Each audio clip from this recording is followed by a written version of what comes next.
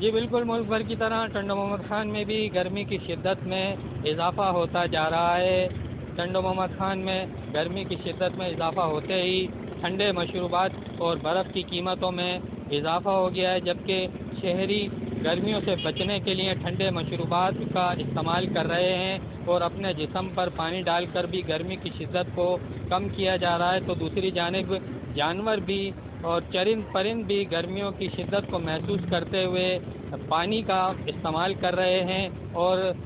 نہا کر لطف اندوز ہو رہے ہیں۔ اس کے علاوہ چھوٹے بچے جو کہ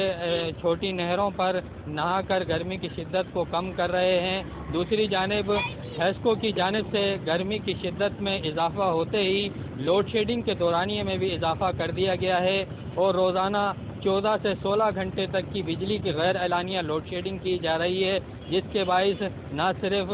ٹنڈو محمد خان کے شہری دن میں بلکہ رات میں بھی عذاب کا شکار ہیں اور جاگ کر گزارنے پر مجبور ہیں۔ شہریوں نے ہیسکو کے اعلیٰ حکام سے مطالبہ کیا ہے کہ وہ ٹنڈو محمد خان میں غیر اعلانیہ اور بڑھتی ہوئی لوڈ شیڈنگ کا نوٹس لیں